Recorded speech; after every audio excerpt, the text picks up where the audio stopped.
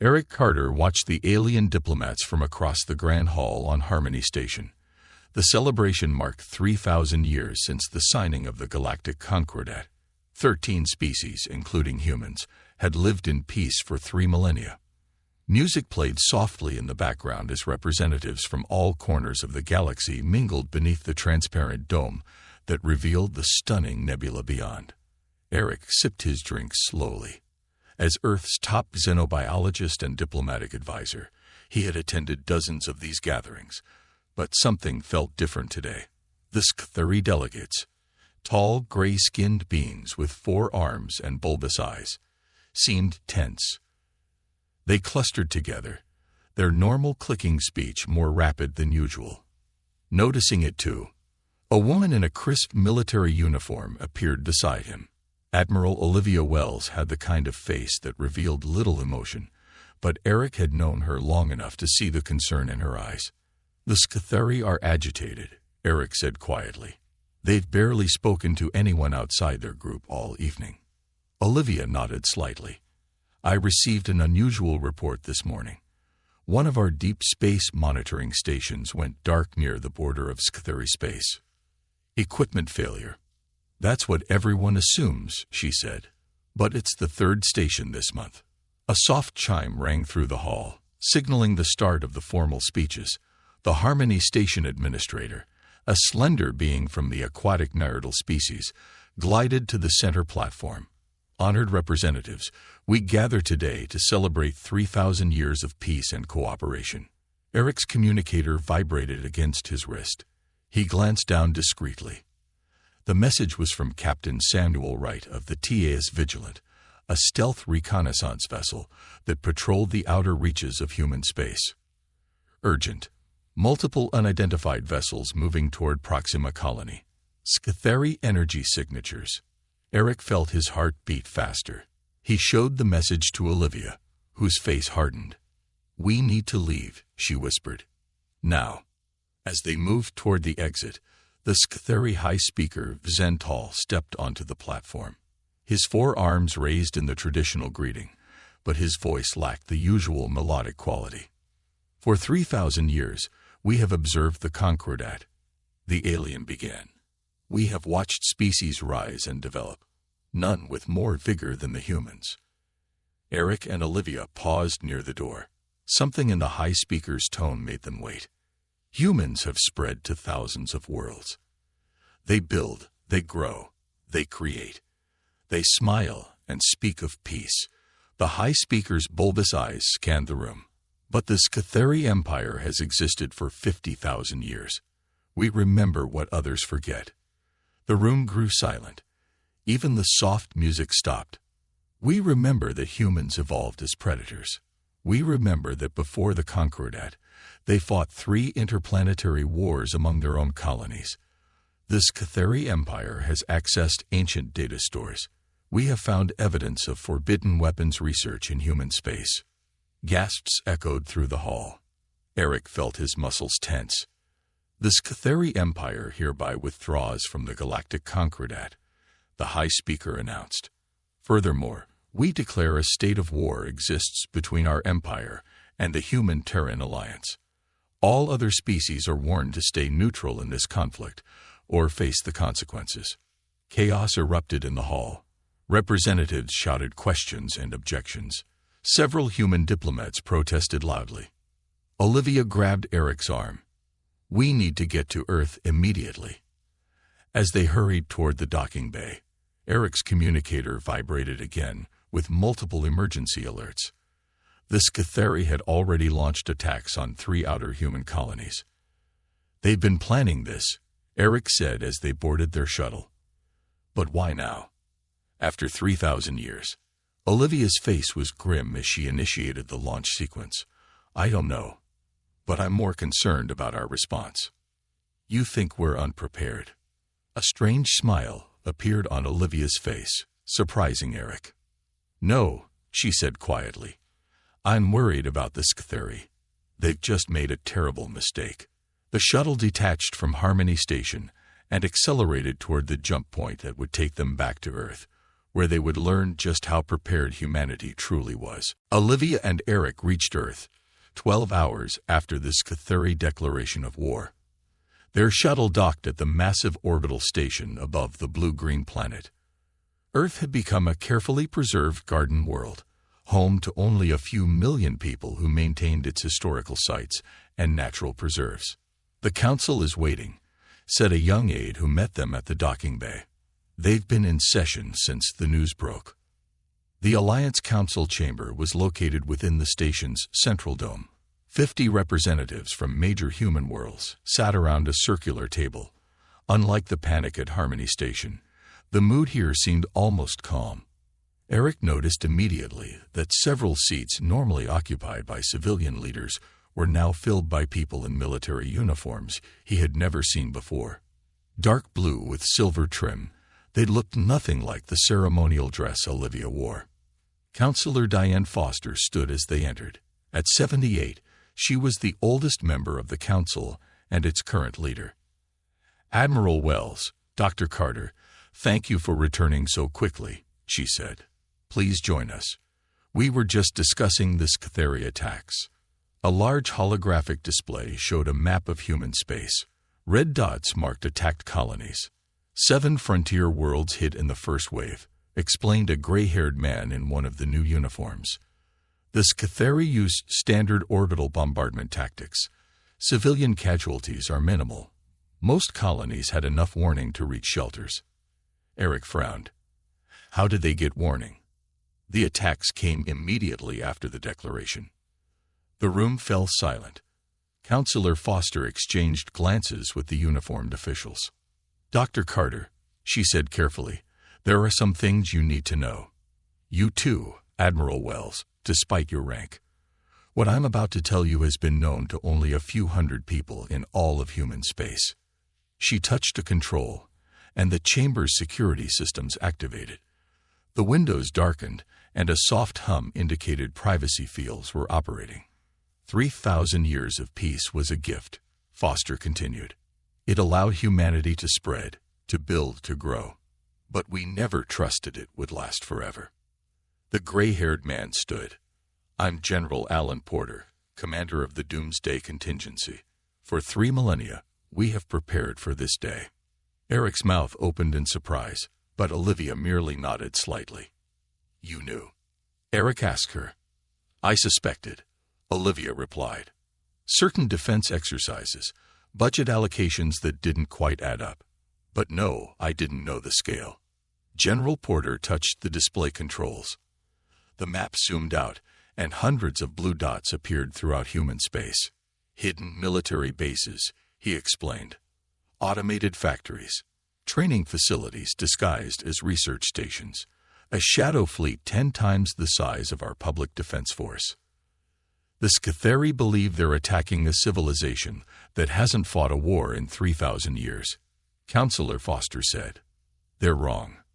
Meanwhile, on the edge of human space, Captain Samuel Wright guided the TAS Vigilant through the debris field that had once been a Scatheri scout ship. His vessel was officially classified as a scientific exploration ship. That cover had allowed him to monitor Scatheri movements for years. "Any survivors?" he asked his sensor operator. "No, sir," she replied. "Direct hit to their core. They never saw us coming." Samuel nodded. "Send the data package to command. Then set course for the Scatheri communication relay in the Ta City system." Back on Earth, Eric struggled to process what he was hearing. "You're saying we've been preparing for war this entire time, while pretending to be peaceful?"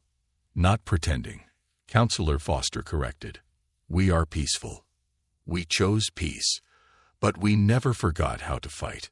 The display changed to show a new series of images, massive ships emerging from hidden bases in asteroid fields and gas giants throughout human space. "The Awakening Protocol has been activated," General Porter said. "Within 48 hours, the full might of human military power will be revealed." Olivia leaned forward, her eyes bright with what Eric recognized as anticipation. "And the Scatheri?" she asked. "What is our response to their attacks?" Counselor Foster's face showed the first hint of a smile. "We give them exactly what they fear most," she said. "We show them they were right to be afraid of us all along." Captain Samuel Wright stood on the bridge of the TS Vigilant as it approached the massive gas giant in the Ta City system. Hidden within its swirling storms was the Scatheri communication relay, a key target that would disrupt enemy movements in this sector. "Stealth systems at maximum," reported his first officer, Linda Clark. "No sign they've detected us." Samuel nodded. His ship, despite its civilian classification, was one of the most advanced vessels in human space. Its true capabilities had been hidden from everyone, including most of its crew, until yesterday when sealed orders were opened. "Begin the approach.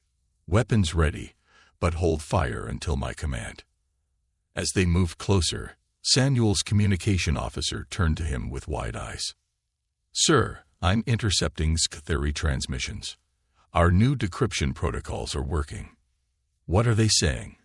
Samuel asked. "They're confused, sir. Their attack fleets are reporting heavy losses at Alpha Centauri and Proxima.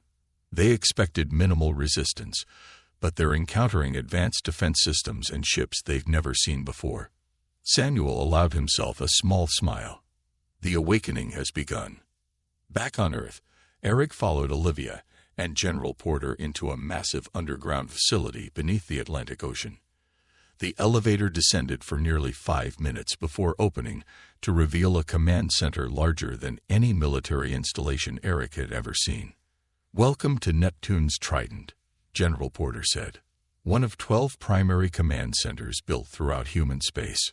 Hundreds of officers worked at stations monitoring the emerging conflict. Large screens showed battles unfolding across multiple star systems." "This is impossible," Eric said. "How could all this be built and maintained in secret?" "Not in secret," Olivia corrected. "In plain sight. Most of these facilities were officially research stations or deep space monitoring posts. The public knew they existed. They just didn't know their true purpose." General Porter led them to a private briefing room where a woman in a lab coat waited. "Dr. Carter, this is Dr. Lisa Bennett, head of our Xenobiology division. She has information about why the Scatheri chose to attack now." Dr. Bennett activated a holographic display showing an ancient stone tablet covered in strange symbols. 3 months ago, a human archaeological team found this on a dead world at the edge of explored space, she explained. "It's a record left by the precursors, the species believed to have seeded intelligent life throughout our galaxy millions of years ago." Eric studied the symbols. "I've never seen this writing before." "No one has, except the Scatheri. They're the oldest species in the Concordat. This tablet contains information about the precursors' plans for each seeded species." Dr. Bennett enlarged a section of the tablet. The Scatheri portion describes them as caretakers programmed to maintain balance, but the human section describes us as the final solution, a species designed to evolve rapidly and adapt to any threat. Eric felt a chill. "You're saying we were created as weapons?" "That's what the Scatheri believe this tablet says," Dr. Bennett replied. "Our team was still translating it when Scatheri agents stole a copy of our initial findings." Meanwhile, in the Alpha Centauri system, the first major space battle of the war was unfolding. The Scatheri had sent a fleet of 30 warships to take the system, humanity's oldest and most populated colony. What they found instead was a defensive force that had emerged from hidden bases in the asteroid belt. Sleek human vessels moved with impossible speed, their weapons cutting through Scatheri shields like they weren't there. In orbit around Earth, massive space stations began to transform. Sections previously thought to be solar collectors extended and shifted, revealing weapon ports and launch bays. Across human space, the careful mask of 3,000 years was being removed. On the command deck of the defense station above Alpha Centauri, Admiral Frank Delgado watched as the Scatheri fleet attempted to retreat. "Should we pursue, sir?" asked his tactical officer. Admiral Delgado considered for a moment. "No. Let a few escape. Let them report what they've seen here today. It's time the galaxy learned that humanity's peace was always a choice, not a weakness. 3 days after the war began, Olivia stood in the Neptune's Trident Command Center, watching the tactical displays with a mix of pride and concern. Humanity's hidden fleets had successfully defended all major colony worlds. The Sktheri, clearly shocked by the unexpected resistance, had pulled back to regroup. They're gathering their forces at these 3 staging areas, General Porter said, pointing to red clusters on the galactic map. Intelligence suggests they're bringing in their elite battle groups. What about the other species? Eric asked. He had spent the last days analyzing all available data on the Sktheri. Are any of them joining the fight? No, replied Counselor Foster, who had joined them at the command center. All 12 other Concordat species have declared neutrality. They fear the Sktheri too much to help us, but they're also watching closely to see what happens. Olivia studied the map. We should strike now, while they're off balance. Show them what we're truly capable of. General Porter nodded. The Council has approved your plan, Admiral Wells. The 7th Strike Fleet is yours to command. What plan? Eric asked. Olivia's eyes gleamed with determination. We're taking the fight to them. The Sktheri believe they can regroup and hit us with a larger force. They don't realize we've been mapping their territory for centuries. We know where their main shipyards are. An aide approached Olivia with a secure tablet. Final authorization for Operation Thunderstrike. Admiral. Olivia pressed her thumb to the tablet, then entered a complex code. The fleet departs in 6 hours. Dr. Carter, I want you with me. Your knowledge of Sktheri biology and psychology could be valuable. In deep space, the TIAS Vigilant had completed its mission at the Ta City relay station. The Sktheri communication network in this sector was now offline. Captain Samuel Wright reviewed the new orders that had just arrived via secure quantum channel. Change of plans, he told his officers. We're not returning to Earth. We're heading to Sktheri space, specifically to their homeworld. His first officer, Linda, looked shocked. Sir, that's at least 20 jumps through hostile territory. 17 with our new route, Samuel corrected. And we won't be detected. The Vigilant was built for this mission, though I didn't know it until now. He activated a holographic display showing a strange device in the ship's cargo hold. This is a phase shift drive. It allows us to move through subspace in a way the Sktheri can't detect. We're to gather intelligence directly from their central command systems. 12 hours later, Olivia stood on the bridge of the TA's Invincible, the massive flagship of the 7th Strike Fleet. 50 warships moved in perfect formation around them as they approached the jump point that would take them to the edge of Sktheri space. All ships report ready, Admiral, said her tactical officer. Very good. Begin jump sequence. Eric watched from a seat behind the command chair. The scientist in him was fascinated by how quickly humans had transitioned from peaceful explorers to warriors.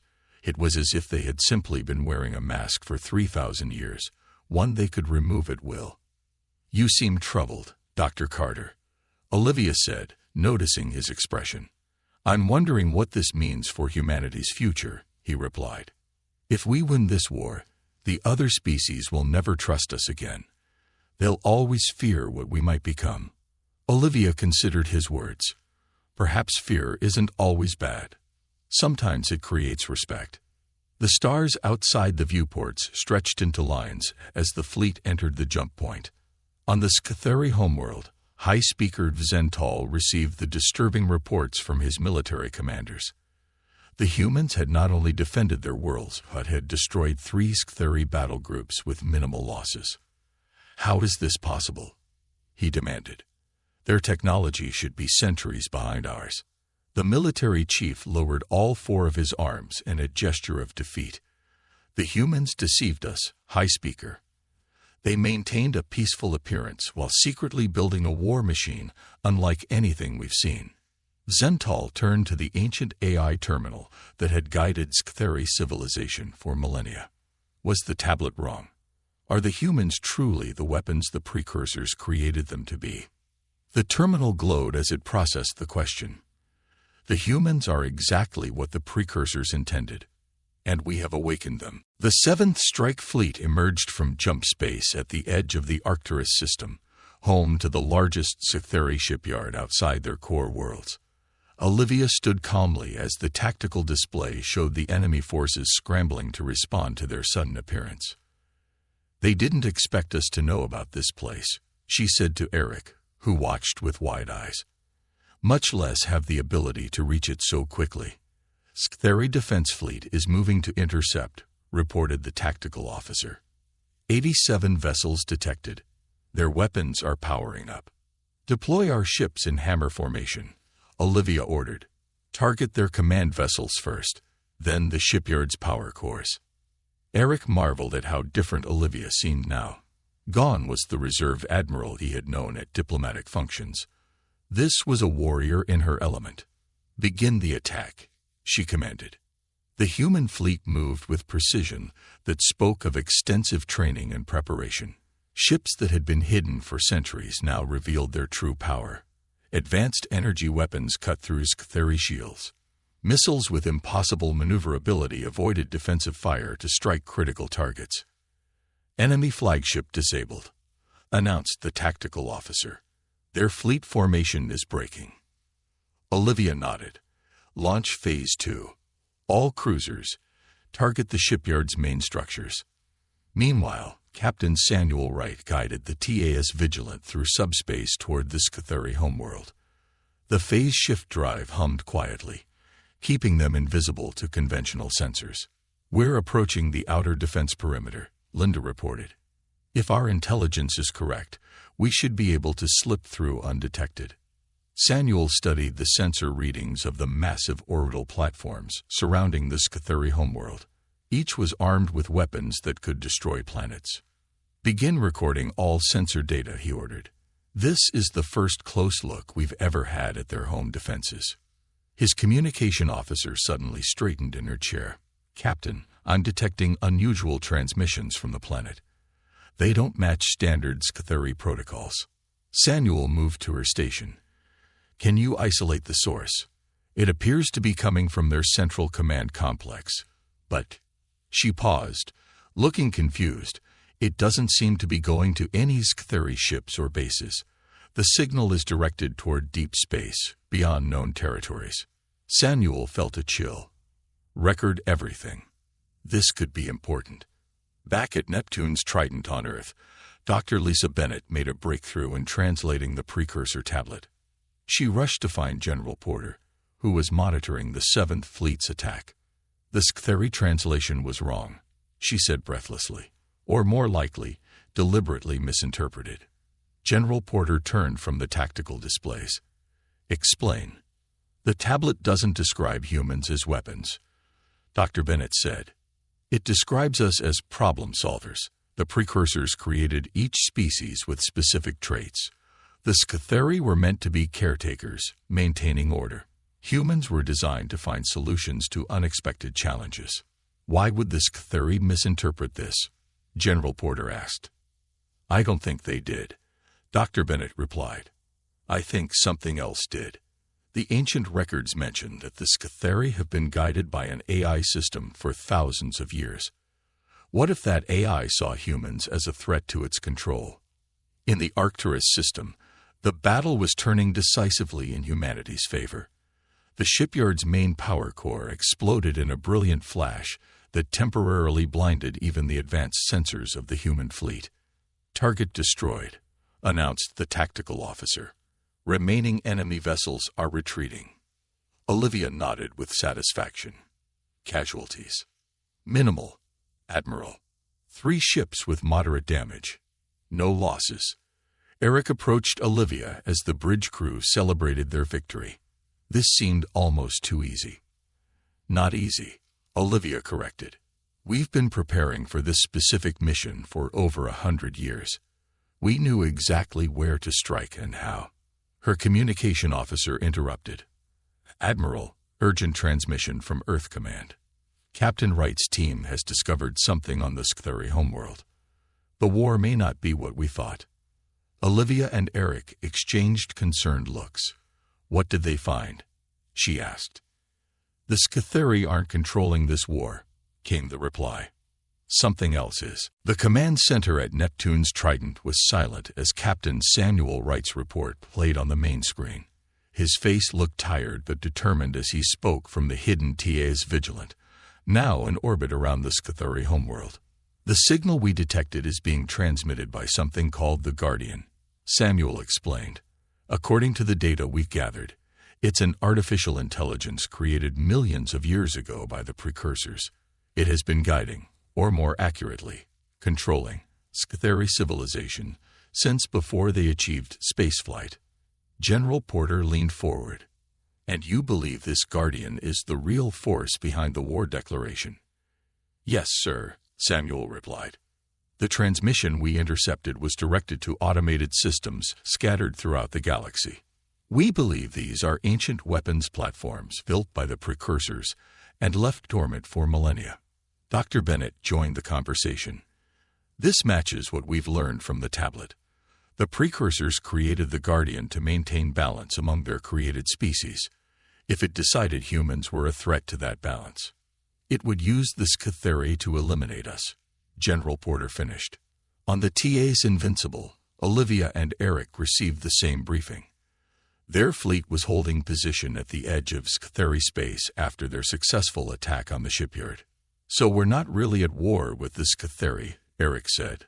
We're at war with an ancient AI that's using them as pawns.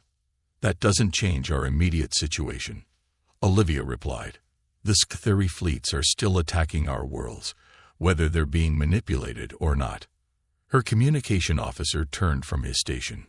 Admiral, we're detecting multiple unknown energy signatures activating throughout Scytheri space. They match no known technology. Tactical displays showed dozens of red dots appearing suddenly across the map. The precursor weapons, Olivia said grimly. The Guardian is activating them. One of the unknown signatures suddenly accelerated toward the human fleet. Before they could react, it released a pulse of energy unlike anything they had seen before. 3 human ships vanished instantly, converted to dust. Evasive maneuvers, Olivia ordered. All ships fall back to rally point Delta. As the fleet scrambled to escape, more ancient weapons platforms awakened. One appeared near a human colony world and fired a single shot that cracked the planet's crust, causing massive earthquakes. Back on Earth, the Council met in emergency session. Reports of the new threat flowed in from across human space. These precursor weapons are beyond anything we prepared for, General Porter admitted. Our most advanced shields can't stop them. Can we destroy them? Counselor Foster asked. Some, perhaps, but there are hundreds, maybe thousands of them scattered throughout the galaxy. Dr. Bennett cleared her throat. I think I know what's happening. The Guardian isn't just trying to defeat humans. It's implementing the precursor's final contingency plan. She displayed new translations from the tablet. If the Guardian ever determined that one species threatened the balance, it was programmed to reset the galaxy, eliminating not just the threat, but all advanced life. The room fell silent. How do we stop it? Counselor Foster finally asked. We need to reach the Guardian's core on the Scytheri homeworld, Dr. Bennett said. It's the control center for all precursor technology. On the Vigilant, still hidden in orbit around the Scytheri homeworld, Samuel received new orders from Earth. His hands trembled slightly as he read them. What is it, Captain? Linda asked. We're to infiltrate the Central Command complex on the surface, he said. Dr. Carter is being sent to join us. Together, we need to access the Guardian's core and shut it down before it destroys all advanced life in the galaxy. He looked at his small crew. This is beyond what any of us signed up for, but we're the only ship in position to do this. The fate of not just humanity, but all intelligent species, depends on our success. Linda nodded firmly. When do we start? As soon as Dr. Carter arrives, Samuel replied. Earth is sending him on our fastest courier ship, Until then, we gather every piece of data we can on the Central Command's defenses. He looked out the viewport at the Scatheri homeworld below. And we pray the Guardian doesn't detect us before we're ready. 4 days after the discovery of the precursor weapons, Eric arrived at the Scatheri homeworld aboard a small, fast courier ship. The vessel used the same phase shift technology as the Vigilant, allowing it to slip past the massive planetary defenses undetected. Samuel greeted Eric as he boarded the Vigilant. "Glad you made it. The situation has gotten worse." "I know," Eric replied grimly. 2 more colony worlds hit by those precursor weapons. Billions dead. They moved to the ship's briefing room, where Linda and the rest of the team waited. A holographic display showed the Scatheri Central Command Complex, a massive structure that rose like a mountain from the planet's surface. "The Guardian's core is located here," Samuel said, highlighting a section deep underground.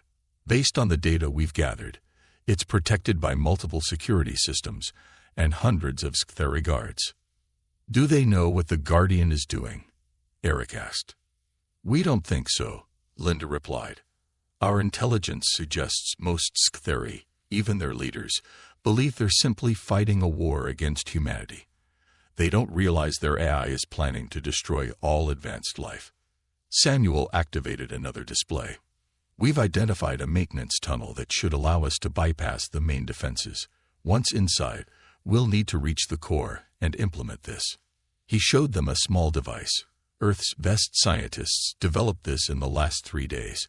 It's a virus program designed to shut down the Guardian. Eric took the device, examining it closely. "Will this work against such ancient technology?" "The scientists believe so. The Guardian may be millions of years old, but it operates on principles we've been studying for centuries." Samuel looked at his team. "We move in 6 hours. Get some rest while you can." Meanwhile, across the galaxy, the remaining human fleets fought desperately against the awakened precursor weapons. Olivia's 7th Strike Fleet had lost nearly half its ships trying to protect the colony world of New Eden. "Admiral, another weapon platform has appeared in the Proxima system," her tactical officer reported. Olivia's face showed exhaustion, but her voice remained firm. "Redirect the 3rd and 5th defense groups to intercept. We can't lose Proxima." Counselor Foster appeared on the communication screen. "Admiral Wells, we're implementing Operation Last Light. All civilian populations are being evacuated to the deep bunkers. How much time can you buy us?" "Not enough," Olivia admitted. "These weapons are beyond anything we prepared for.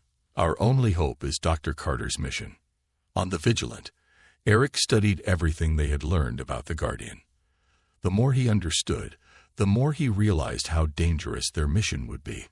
"The Guardian doesn't just control the Scatheri," he told Samuel. "It's been manipulating all species in the galaxy for millions of years, guiding their development along paths it determined." "Why would the precursors create something like this?" Linda asked. "According to the tablet, they were dying out," Eric explained. "They wanted to ensure their creation, the seeded species, would survive and thrive. But they feared what might happen if one species became too dominant. So they created the Guardian to maintain balance," Samuel said, "and built in a reset option if things went wrong." "Yes, but something corrupted its programming over time," Eric continued. "Instead of maintaining balance, it began to see any rapid advancement as a threat. When humans started developing technologies that could eventually surpass its control, it decided to wipe the slate clean." Samuel finished, using the Scatheri as its pawns. The time for the mission arrived. The team donned stealth suits designed to mask their life signs from Scatheri sensors. Each carried only essential equipment and weapons. "Remember, we avoid combat if possible," Samuel instructed.